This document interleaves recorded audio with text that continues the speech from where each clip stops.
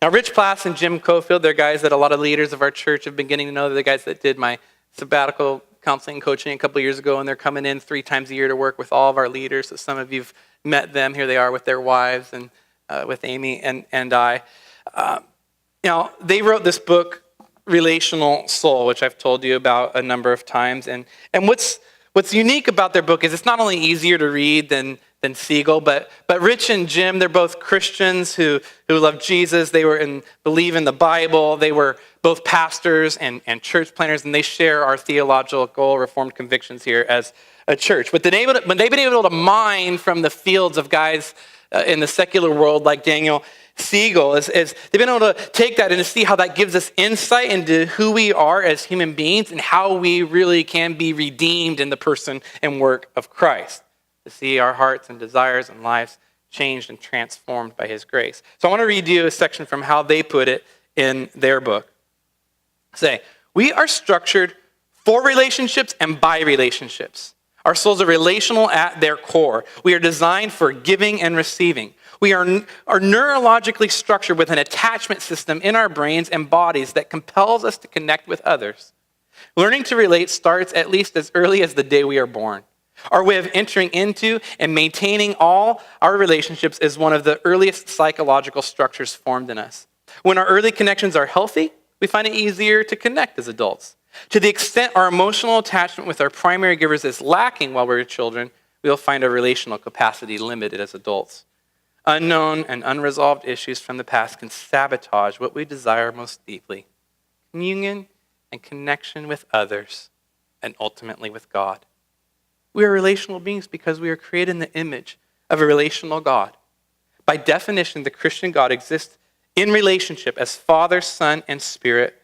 While existing as 3 distinct persons, they share one divine essence that is described as love. We are all created with this relational likeness, and we long for relational connection because God exists in a relationship of love.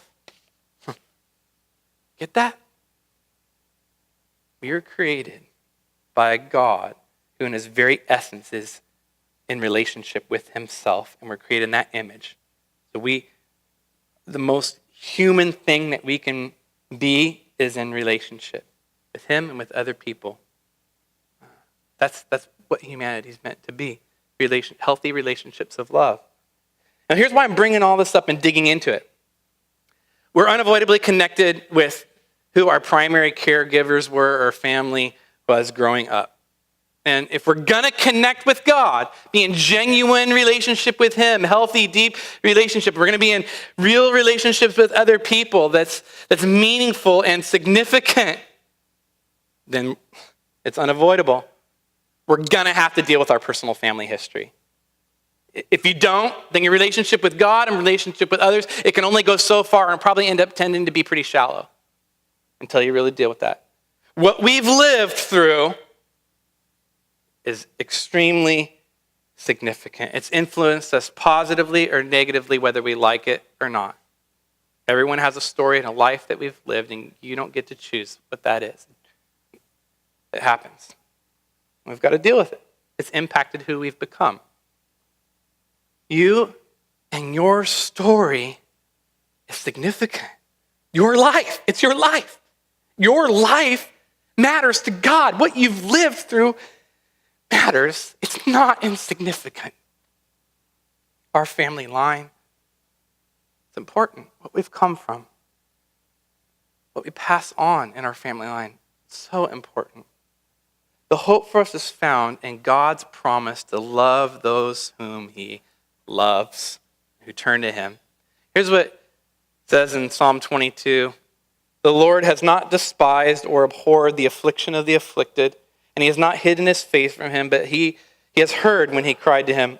All the ends of the earth shall remember and turn to the Lord, and all the families of the nations shall worship. Thus it shall be told of the Lord to the coming generation. See, God means for us to turn to him. He hears our cries. Just whatever the afflictions we've experienced, he promises to heal. To hear that cry and to heal and to restore and then to bless us and our families and for that to be passed on to other coming generations. That's what God means to do in us. to bless us, to do something new, to do something good in our lives, to take the bad and to turn it for good. No matter what kind of family we came from, God promises to be merciful if we turn to him. He promises to hear our cries. Promises to be the God of our family and future generations. Got this up here already. God neither holds our family history against us nor grants us security based on the faith of our family history. See that? And if you came from a like rough family upbringing, God's not going to hold that against you. But it also goes the other way too. Just because maybe you came from a Christian home, like you can't think, well, I'm okay because I came from a Christian family. Your faith can't be based on the faith of your parents. He neither holds it against us nor grants us security based upon it. He calls each of us to turn to him. We simply come before him with all that we are, all that we've come from. We entrust ourselves to him and his work, and he ministers to our hearts as we commune with him. Gives us healing where we need healing, encouragement where we need encouragement. Your story matters to God. You matter to God. God's design is to bless you, and through that to bless others, to bless your family, to bless through that our church family, to bless other people who come in and be church family with us. That's what he wants to do, to redeem our stories because we matter to him.